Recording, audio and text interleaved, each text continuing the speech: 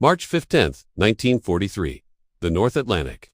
A place of iron and water, where cold winds carve the sea into endless walls of black pepper. The war here is unseen, a war fought in whispers, in sonar pings, and in the brief flash of death that reaches from the deep dot below these waves. At a depth of 200 feet, a shadow moves. A German-type Vice U-boat, hull number U-247, slices silently through the Atlantic trench. Her diesel engines rest. The electric motors hum softly, propellers turning at 80 revolutions per minute. Inside, 52 men breathe the same heavy air. Condensation drips from steel pipes. The air smells of oil, sweat, and stale bread. The temperature has dropped to 6 degrees Celsius. Yet for the crew of U-247, this is life and death as usual. Captain Lieutenant Henrik Wolf, a veteran of 5 Atlantic patrols, stands over the navigation table. The map is marked with grease pencil lines tracing the predicted routes of Allied convoys. Wolf's eyes are steady, his hands precise. He is a methodical man, a true product of Donettis's Kriegsmarine. To him, the Atlantic is not chaos. It is geometry, a grid of probability, of interception and destruction. Bearing 085, speed 4 knots, depth 200, reports the helmsman, quietly. Wolf nod. Their orders are clear. Locate and destroy convoy HX-229. A column of merchant ships steaming from New York to Liverpool, the lifeblood of Britain's war effort. If the convoy falls, the Allies starve. If it survives, the Reich weakens. Above them, a storm gathers. Winds rise, 248.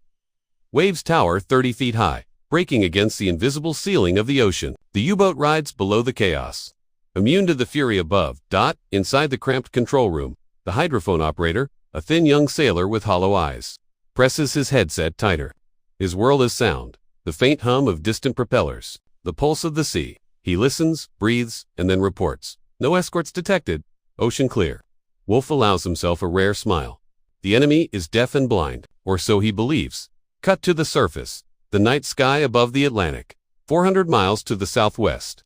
The escort carrier, USS Bogue, CVE-9 rides the waves, flanked by destroyer escorts forming an armored ring around her. Aboard her decks, American sailors go about their routines fueling aircraft. Checking depth charges, scanning radar screens that flicker with green light. In the carrier's Combat Information Center. Aviation electronics technician. First, classed Robert Patterson, known to his crewmates as Radar Bob, stares at the glowing scope of his NAPS-20 radar. The system is new, experimental, secret, and powerful. Developed in the hidden laboratories of the MIT Radiation Laboratory, it represents the cutting edge of Allied science. A radar that can see farther, sharper, and through conditions no previous system could penetrate. Most still don't believe. It works. The radar sweeps in slow, luminous circles, painting the Atlantic in ghostly arcs. Patterson adjusts the gain, fighting the static that fills the room. Then, faintly, a blip appears, small, irregular, barely visible. He frowns, taps the screen, and checks again. The contact remains. "Sir," he says to his superior, Chief Lieutenant Owens, "you need to see this. I've got a contact bearing 270, range approximately 180 miles. Small cross-section, possible metallic return." Owens leans over his shoulder. The radar trace is weak, the kind of return that most operators would dismiss as noise. But Patterson's instincts tell him otherwise.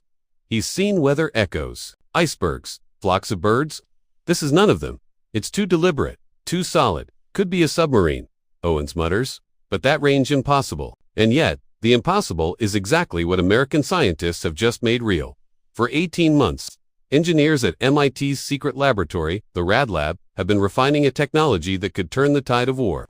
The ability to detect U-boats not by sight or sound, but by microwaves. Earlier radar sets worked on meter waves long, blunt signals that could detect aircraft or ships, but not the periscopes or conning towers of a submarine. The new centimetric radar, powered by the British invention of the cavity magnetron, changed that forever. The magnetron's high-frequency pulses created a narrow beam of electromagnetic energy that could bounce off even the smallest metallic object above water, a periscope, an antenna, the tip of a snorkel. The Germans knew of radar, but they did not know of this radar. To them, the sky was empty. Tonight, it would kill them. Back to you, 247. At 3 o'clock hours, Wolf orders the U-boat to rise slowly to periscope depth. The ballast tanks hiss as seawater is vented. The boat tilts slightly upward, climbing through. The blackness. The chief engineer checks a gauges. Depth, 50 feet. Speed, 2 knots. The periscope tube rises from the conning tower. Water cascades down its steel shaft. Wolf wipes condensation from the lens and peers into the darkness. The sea is calm. The horizon is empty. He takes a bearing, adjusts the gyro compass, and notes his position. Everything appears normal. He lowers the periscope and gives the order to descend. The periscope has been above water for 47 seconds. That is all it takes. 40-7 seconds for the radar pulse from the USS BOG to bounce off the steel column and return. Across 180 miles of stormy Atlantic. 47 seconds for the blip on Patterson's screen to stabilize and sharpen. 47 seconds to seal the fate of 52 men. At 3:47 hours, Patterson confirms the contact. Submerged vessel, bearing constant. No drift. Recommend air deployment. The message reaches the carrier bridge within seconds. Commander Howard Green, officer of the deck, doesn't hesitate. Scramble avenges. All flight crews to stations. Engines roar to life. Deck crews work like clockwork, under red lights, securing rockets and depth charges to the wings of TBF Avenger bombers. Each aircraft carries radar, flares, and a deadly new addition, signalbuoys, floating sensors that can track the sound of a submarine, even as it flees beneath the waves. At 4:05, the first Avenger launches into the wind. At 4:09, the second follows. By 4:15, 4 planes are airborne, call signs Eagle 1 through Eagle 4. The cold air tears across their fuselages as they bank west toward the contact point. The crews inside say little. They know what they're hunting, and they know what's at stake. Meanwhile, deep below, U-247 has resumed silent running. The crew relaxes slightly, unaware that death is racing toward them through the sky. Wolf sits in his cabin, writing in the ship's log. 3:50 hours. Observation complete. No surface vessels detected. Proceeding west by southwest. The hydrophone operator listens again. Nothing but the rhythmic pulse of waves. He removes his headset for a moment to stretch his neck, and in that brief silence, he doesn't hear the faint hum above. The sound of propellers high, distant, and approaching. Cut to Avenger Flight Leader LT, CMDR, James Mitchell. Mitchell's voice crackles over the radio. Radar contact confirmed. Descending to 5,000 feet. Prepare for visual acquisition. His co-pilot scans the sea below through a cloud break. Nothing but endless black water. Then, faintly a silver line cutting through the waves. There. Periscope wake. 11 o'clock. Mitchell dives. The aircraft shudders as it plunges toward the ocean. Wind screaming over the wings. He arms for Mark 44 depth charges, releasing them in a perfect diamond pattern around the suspected location. The CI columns of Whitewater Tower into the air. Shockwaves ripple downward through the depths, slamming into the U-boat's hull. Inside U-247, the lights flicker. Men are thrown from their bunks. The pressure hull groans as bolts shear from the walls. For damage in compartment 3, someone yells. Wolf grips the periscope stand, shouting orders through the chaos. Blow ballast. Surface. But the sea is merciless. A second barrage detonates above them, followed by a third.